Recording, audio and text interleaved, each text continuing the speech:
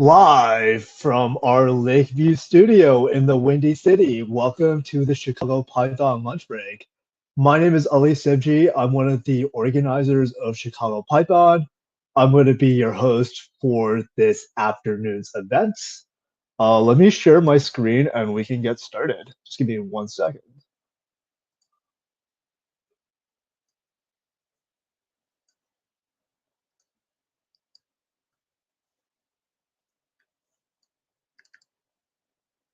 All right, there we go. Maximize share screen. Okay, awesome. Before we do start, I do want to make everybody aware of our code of conduct. Anytime you're interacting in a chippy space, be it in the YouTube comments, in the live chat, on our Slack, you have to abide by the rules of our code of conduct. What is Chicago Python? Chicago Python, or the Chicago Python Users Group, or Chippy, as we like to affectionately call it, is a Python-focused community that was founded back in 2003. We've grown from humble beginnings with a few folks that met once a month in small venues like a meeting room or in the back of a bar to being one of the largest Python communities in the world. We have over 6,000 members, and each month we usually have 3 to 5 events. On top of our main meeting, which happens on the second Thursday every month, we have special interest groups that focus in on more niche areas of Python. We have the finance SIG, we have one for data, one for web development / DevOps, and we have one for algorithms and data structures. And in this one, folks are going to be working in groups to solve those leak code or HackerRank type of problems. I want to make everybody aware of our upcoming events. Our next AlgoSig meeting is going to be on Thursday, December 3rd. Our next main meeting is December 10th. We have a lunch break coming up on December 16th. We're moving that up a little bit earlier, like we moved this one up a little bit earlier just due to the holidays. Next week's Thanksgiving, and in December it's going to be Christmas. And then tentatively, we have project night scheduled for December 17th. It's at the end of the year. We'll see how much time and effort we can put towards that. So what else is going on in the world? I don't know if anybody else saw that Guido van Rossum is coming out of retirement.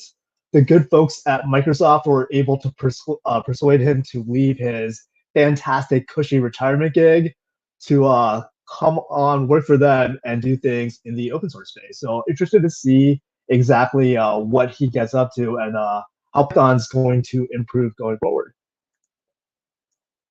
Also want to make everybody aware of a conference coming up. I think it's the start of in December. It's called PyJamas. It's a 24-hour conference from what the website says, so check it out. Looks like it's going to be a fun event with Pythonistas from around the world. Where can you find Chicago Python? We have a very active Slack community. If you go to that URL, send yourself an invite to our Slack workspace. You can join in conversations with over 2,000 folks that are talking about things that are happening in both our local Python community as well as the wider Python ecosystem. We also have folks like mentoring each other, helping answering questions. So a lot of fun going on in our Slack. We do have a pretty active Twitter account. Check us out at Chicago Python. And all this information, plus a lot more, is available on our website. So today we have a fantastic talk by Vuyisile about building your own, very own PyPI inside of a Raspberry Pi. Also want to make everybody aware of there's going to be Q&A at the end. So if you want to ask questions or interact with each other, you can do so in the box right over there. All right, that's it for me. Let's get on Vuyisile. Hey, Vuyisile, how's it going? I'm doing pretty good, man. Thanks for having me. No, the pleasure's mine. Where are you calling in from? I'm from Zimbabwe. That's in the south of Africa. Awesome. You are the farthest guest we've had on Chicago Python, so welcome. Thank So you very before we much. do get started with your talk, can you tell a little bit about can you tell our audience a little bit about yourself? Yeah, sure. So I'm a software developer. I work in the backend for a company called Ideation AI. It's a startup from the UK that builds information systems for hospitals. These information systems help make the lives of doctors and clinicians easier because they help give information about patients immediately. I've been doing this for about 2 years now. I work on Django, Python, APIs, and that sort of stuff. Awesome. Yeah, I'm also in the health IT space, working as a Django developer. So yeah, fantastic. Can you talk a little bit about how you first got into Python? That's an interesting one because I never thought I'd learn Python. I was a contributor to Mozilla for a long time, a few years ago. I was one of their manual testers in the QA team as a volunteer contributor. And we used to test pre-release Firefox builds and internal Mozilla websites. Now, I used to do a lot of manual testing, and I noticed that the test engineers used to do automated tests of builds using this Python language. And they used to do it very well. Like they could test much more than I could in a day, and they could do it in minutes. And I remember asking them, how do you guys do this? How come you can test so quickly and find bugs and all that?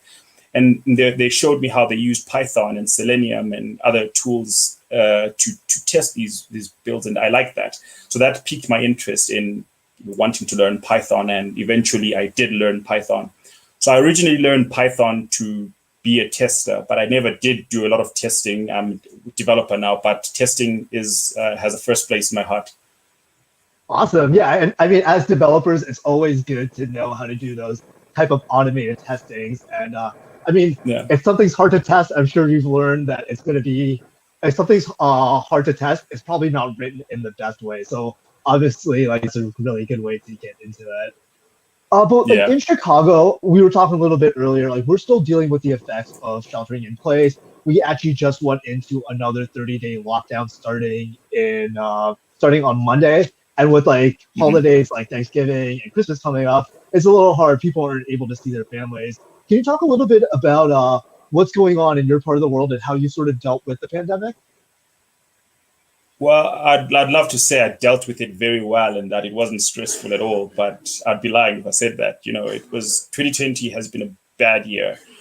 And for me, because at the start of the pandemic, I didn't have a job. I was unemployed. I was looking for a job. And I know I had companies and leads lined up from the previous year that I thought I was going to work with. And nothing came through. Companies were shutting down. They were laying off people. They were not hiring, cutting back on budgets and all that. So finding a job in the pandemic was very difficult. That was stressful. And then the lockdowns came, and you're stuck at home. You couldn't even go out. And in my country, the lockdown was very strict. Like we had military checkpoints on the major roads, and to make sure that no one goes anywhere. You had to have a really good reason to leave the house, and it was very difficult. I won't lie. And but the good thing is it's getting better now.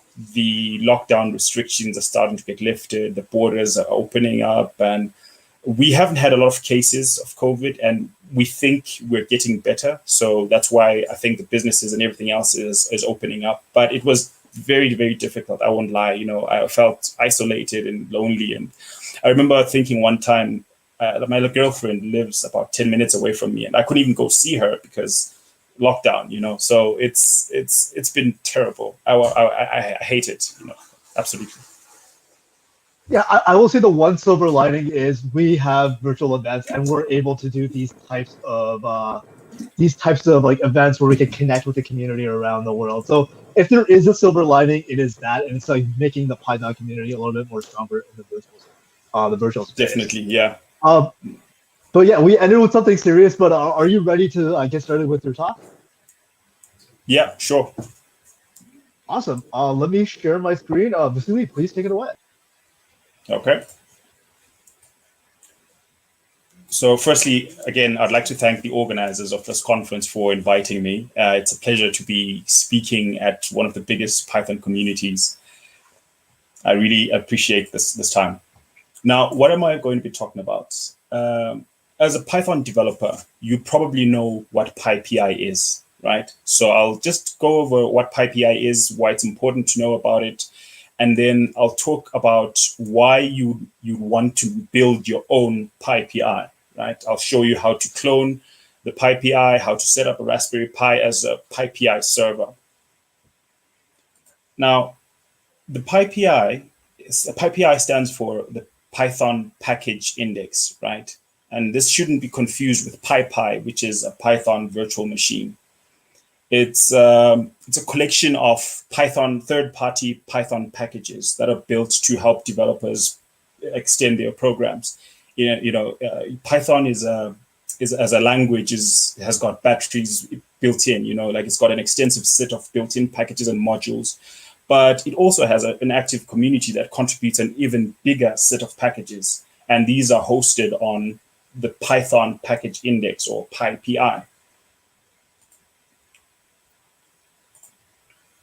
Now, these are a few stats that I liked when I was researching this talk, right? There are more than 200,000 packages on PyPI. And the tool that's used, one of the tools that's used to install these packages is a package manager called pip, right? Pip uses PyPI as its default source of packages and dependencies. Now, the reason I mentioned pip is because it's one of the most popular ones. It's used to install and manage libraries and dependencies that are not distributed as part of the Python standard library. Now, it's important to understand how pip works if you're going to build your own PyPI server, because that's what you'll use to install packages from your local PyPI server. So if you've used npm in JavaScript or gem or NuGet, you've used something similar, or even apt in Debian-based distributions of Linux. That's a package manager, right? And modern Python versions ship with pip. Now, so I'll just show you a brief snapshot of what pip can do. You can use pip to download, install, uninstall, and build packages, right? Now, how does it work in the background? Let's just do a quick rundown of a package installation, a popular package such as requests, right? So the command you'd use to install requests is pip install requests, right? When you run this command, pip searches for the package in the PyPI index. It determines what dependencies request has, collects them, and stores them, right? So this looks something like this. What you're looking at there is the command pip install requests, and then it collects requests and all the packages or dependencies that requests need, such as certify, chardit, IDNA, etc. Now, this works very well. It's a simple process, it's fast, it's secure, and it works virtually all the time. You may be wondering though, okay, so if pip works, why would I want to build my own PyPI server, right? Why would I want to clone the PyPI? There are a number of reasons. And Ali mentioned that I'm from Africa. One of the biggest challenges we have here is expensive or unreliable internet. The same applies for utility power. In some places, it's pretty bad. So there are things beyond your control that can limit your ability to access PyPI. Now, when you clone it onto a little device, it means you always have access, right? Whether you have an internet connection or not, you have access. Whether you have electricity or not, you can still install.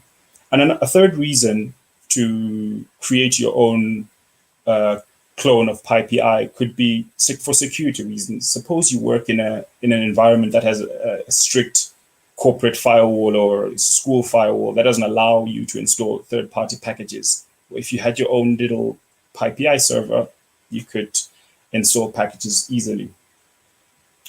So I'll go over the steps, the general steps you'd want to take to set up this clone of PyPI on your own little server. Right? The first thing you need is a Raspberry Pi. A Raspberry Pi is a small computer, the size of a bank card. It costs roughly, I think, what, $45 US or so. And the reason I chose this Raspberry Pi is because it's lightweight, it's affordable, and it runs on very little power. I have mine here. I don't know if you can see that. I have mine here. All right. I'm going to be showing you how that works shortly. All right. So you've got the hardware.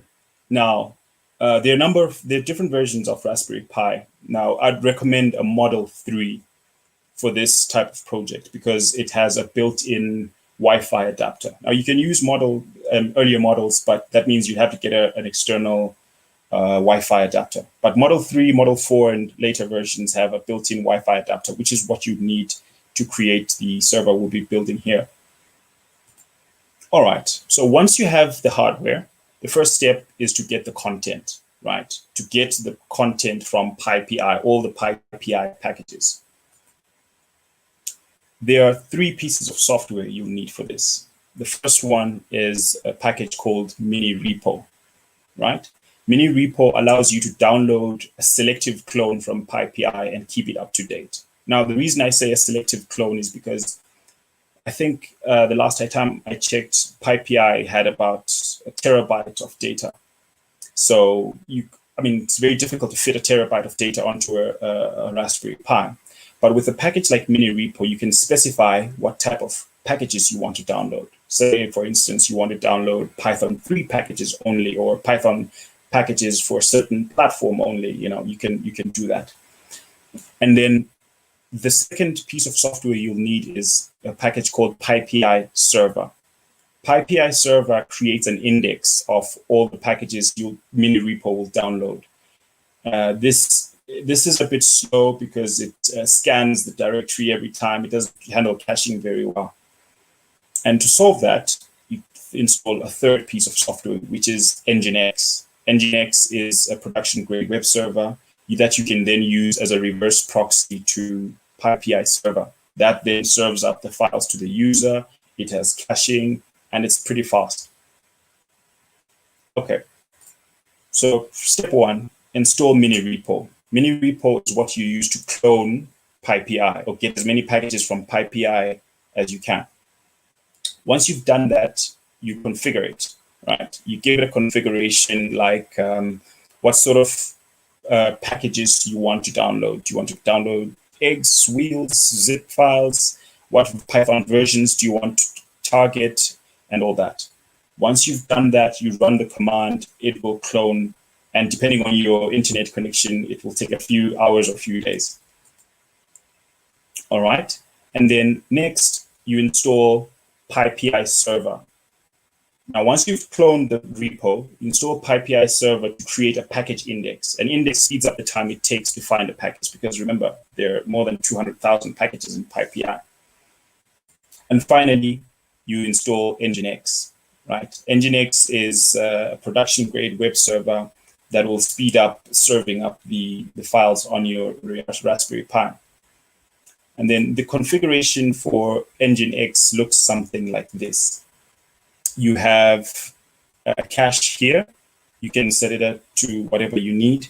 And then you set up a reverse proxy to the PyPI server.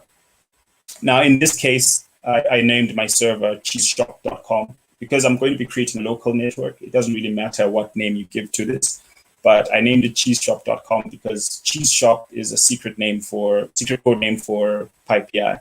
So you can call it whatever you like. And I don't own this domain, by the way. And if anyone listening owns it, I'm sorry for using it, but it doesn't matter because I'm not really going to be using it on the internet. So you use Nginx to set up a reverse proxy to the PyPI server, and then give your server a name. And then once you've done that, you have the content, you have the server running. The next thing you want to do is turn your Raspberry Pi into an access point. So at this point, you've cloned PyPI, you've set up the server, everything's ready, right? You need to install software that will configure your device into an access point that will then allow other computers to connect to it and download packages. So there are two pieces of software you need. Number one, something that will set up a Wi-Fi access point. And number two, something that will set up DNS and DHCP. This deals with IP addresses and host names, right? So there are many options for what you can use for this. I like host APD and DNS mask. So host APD is access point software, and DNS mask is handles DHCP, which is dynamic assignment of IP addresses, and DNS handles resolution of host names, right? Once you've installed those, you can go ahead and configure them. So what you're looking at there is a host APD configuration. The most important bits are the ones that are highlighted with the red arrows.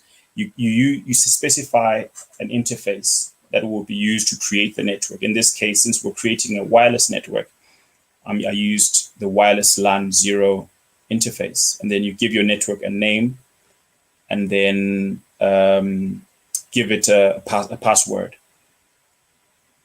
Once you've done that, you want to specify, you want to create a static IP, right? For other computers to be able to connect to your network, the server has to, or the router in this case, which is basically turning the Raspberry Pi into a router. It has to have a static IP.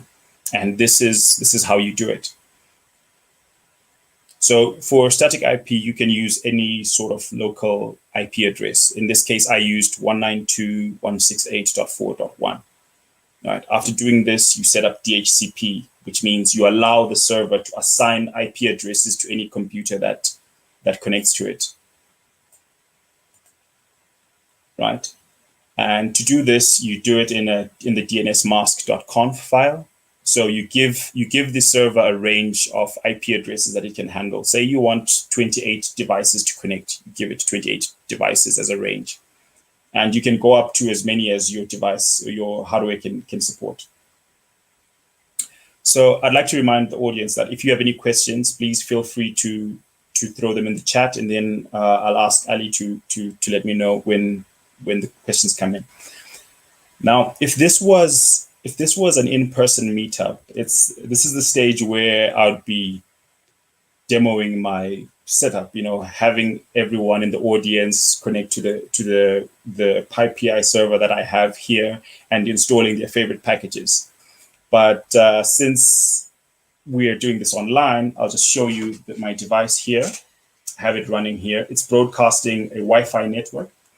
The Wi-Fi network, I'm connected to it, and I'm going to try installing some of my favorite packages. All right, so I have a virtual environment here installed. I'm going to do pip list, right? That just shows that it's a pretty brand new virtual environment. There's not a lot of software that's been installed on it. Now, I'm going to try installing packages from my local PyPI server and show you how that works.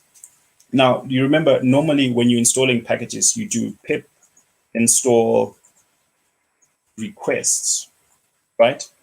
Now, since we're not installing from the internet or from PyPI, we need to tell pip what index to use and what URL to install from. So the first thing we do is we give it a command, an argument. We tell it that we're connecting from a trusted host called, in this case, Cheese Shop. That's the that's the name of the server we gave to my PyPI server, cheeseshop.com, right? So hey, pip, install this from a host called cheeseshop.com. You can trust this host. Okay, what do we want to install? We're going to install requests. And then the next thing you do is you specify an index. So you -i, and you do HTTP cheeseshop.com, right? So this will install requests from the local PyPI server I have running on the Raspberry Pi. Let's give it a shot. Okay.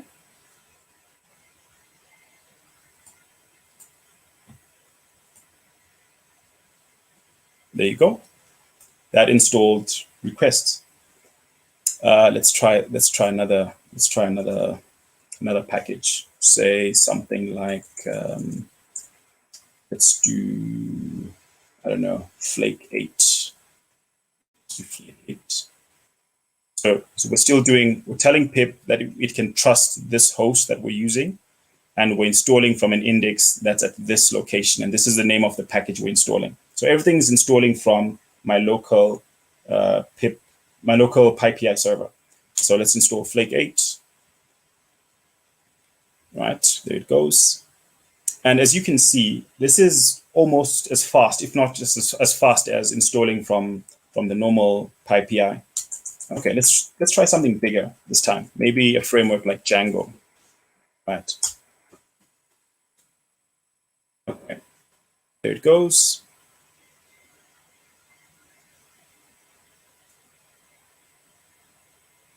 Yeah, it'll take a second to install.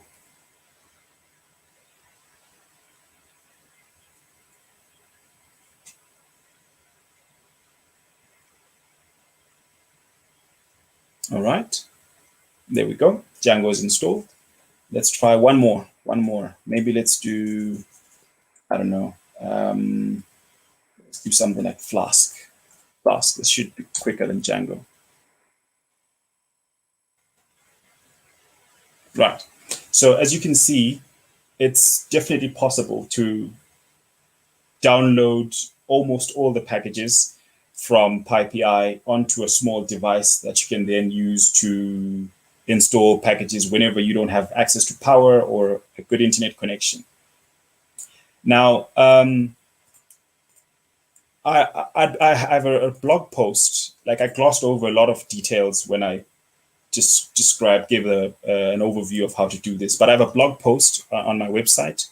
My website is vuyisile.com, but you can just follow this link. It's bit.ly/PyPI_in_box, where I go into detail into how to build this service, what software to use, what packages to install, how to configure them, and also some resources that were helpful to me while I was building this.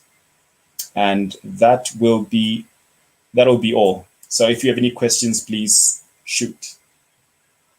Awesome. Thanks so much. Can we please give Vuyisile a round of applause in the chat? Give me 1 second. I'm going to go copy my emoji. Clap emoji. I should just shortcut that. I do it so often. Also, I did have a couple of questions while we're waiting for other ones to roll in. Okay.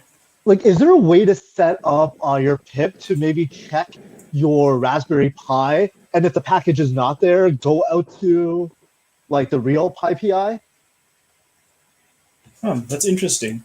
I actually think there's a way to do that. Yes, in PyPI server, I think there's a way to configure that. I've never done it myself, so I can't give you a definitive answer, but I think it's possible. Yeah. Awesome. Yeah, I'm going to look into that, and I'm going to post a link to what I find, because that's definitely like just being able to cache all these packages. I just got a new computer for work. I started like a little while ago, so just setting up this development environment, I've been downloading the same packages over and over, and just like blowing them away, downloading them again. It's not really the best idea. And so I saw you do a lot of things with like Linux and like Linux networking. I know it's not just me that finds these kinds of things a little scary. Like, how did you like get into that and like learn about it? Because like this is something that I feel like a lot of members in our audience are trying to get into as well, like the DevOps side of Python. Do you have any like tips about how to get better and how to learn that? To be honest, I just fumbled my way through it as well. You know, I just Google, find a blog post, learn how to do it, try it out. And so I'd just say it helps to have a little device that you can test on, you can practice on, you know, just fool around with it. Think of an idea, try to build it, and see how it goes. If you need help, ask help. I always ask for help on Twitter, and I always get good answers. So I'm not a Linux guru or anything, but I've figured my way around. I know how to ask the right questions. So Debbie did come a little bit later, and so I know you did cover this in your talk, but do you sort of just mind talking a little bit about like just different kinds of application areas that you would use this Raspberry Pi in? Yeah. So I mentioned three things, Debbie. So the first one is, say you're in a restrictive environment. You have firewalls that restrict what you can install and can't install. If you have a clone of PyPI on a small device, you can pretty much install whatever packages you want, right? Or if you are, say, maybe hosting a meetup and the internet blows, you could still allow your audience to install packages if you have the packages downloaded somewhere. Or if you're out camping somewhere and there's no power, you can still work. You can still use, you can build your package, your favorite projects and download your favorite packages without an internet connection. Yeah, Because and I Raspberry Pi definitely is love. low power. Well, like I'm Sorry. just gonna say, like, are you actually gonna be going out camping with your Raspberry Pi and your computer to get some work done? Well, maybe not, but someone might. Yeah, no, I just like envision that, and I think that's amazing. Like, more people should do that. Like, get your solar powered battery and keep doing that. Oh yeah, Andrew also Yeah. wanted just to give a shout out that the Pi is a fantastic gateway into programming and into Python. It's actually like my one of my ways I really got into Python as well. I also just got Uh-huh. like a cluster of Raspberry Pi setting up like a Kubernetes cluster, so very excited Oh, about that. nice. Nice. So I'd love to see leading that. sort of like in, yeah, I'll pass it along. I actually I posted a picture on my Twitter. I'll share it. It's got seven devices. They're all like networked together. Also, Uh-huh. one thing that like I always find is like these kinds of projects like help me learn, specifically like help me learn one skill. What do you think you learned the most out of by doing something like building PyPI in a box? I'd say I learned how to Google, like this was very difficult for me to make because I ran into some roadblocks and I couldn't really describe what I was going through. So I had to really refine how I Google searched. That's one. And two, I learned how to set up a web server. I hadn't done this before. So how to set up a web server, reverse proxying and stuff. It was fun to do. Yeah, that Engine X stuff is like it's so useful, but it's like once it's done, you never have to do it again. So like just doing it for the first time is definitely like one of the most useful exercises. I think Yeah. that's it Yeah. for all the questions. Before we Mhm. do let you go, do you have any calls to actions for our community? Well, yeah, I have one or two things that I'd like to encourage Chicago Python to do. Um, First is if you're in a position to hire and you don't mind the time difference, you should definitely look into hiring African developers because well, I'm definitely biased, but I think African developers are some of the most hardworking people and very very humble people you enjoy working with us in your teams. And then I think the second thing is similar to that is, I mean, like we are African Python community is very young, it's very small, and we're starting out for the most part. But we're building things in a very different way. We're doing things, a lot of things, the right way. So just follow some African developers and see what problems we're solving, what how we're building our communities, and what products we're building. You might be surprised to find that we're building some exciting stuff. And when it comes to doing things right, I'd like to take this time to shout out the Python community in Namibia. They've been, I don't know how they do it, but they are amazing. Like every time they have a user group or a meetup or anything, there's almost always a 50-50 gender ratio between men and women. They do that. So just, just I'd say, yeah, follow some African developers and see how we do things. Yeah, I want to echo that. I was fortunate enough to speak at PyCon Africa this year, and I saw all the fantastic work that they're doing, and it blew me away. So definitely like a great experience, and met a lot of fantastic people. So thanks, Mhm. Vuyisile. We really enjoyed having you on. Can we please give him I another love round of it. applause in the chat? Thanks for We'll having me. definitely have to have no, we'll have to have you back. If you're working on another cool project, let us know. We'd love to hear about it. All right, cool. Awesome. Well, we'll see you later. Take care. All right, cheers. All right, so that was Vuyisile talking about building PyPI in a box. I also see some folks asking about some links. Yeah, we can definitely include some links. I will put them in this YouTube video. So check this video tomorrow. Once YouTube does the processing, there will be links there to like links to PyCon Africa, just different groups around, and also some people that I follow as well. Let me just share my screen so we can just close it out and get back to work. Let's see. There we go. All right, cool.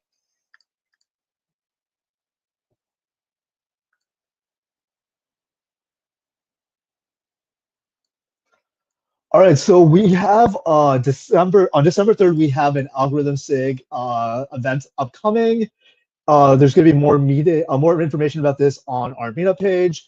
December 10th is going to be our next main meeting. And we do have one more event scheduled for December. That's going to be our Python lunch break. It's going to be on API testing. We have the creator of this library called Schema Thesis, which is a framework that lets you do property-based testing around Swagger API documentation. So just like does all of that for you, so you don't have to actually do it yourself. He's going to be coming on and talking about what the library does and how you can use it in your project. And we might do a project night on December 17th. Let us know if there is interest. We'll see what we can do. It's end of the year. Also, it's 2020, not really the best year. But yeah, we're all doing sort of the best we can. That's pretty much it for us. Thanks everybody for joining. And if you did stick around this long, make sure you go down and hit the like button. It really helps us out. Lets us know what kind of content you enjoy. Also helps us in the YouTube algorithms, I believe. That's what I've heard. Yeah, and that's it for me. I'm Ali Sibji again, and we'll see you later.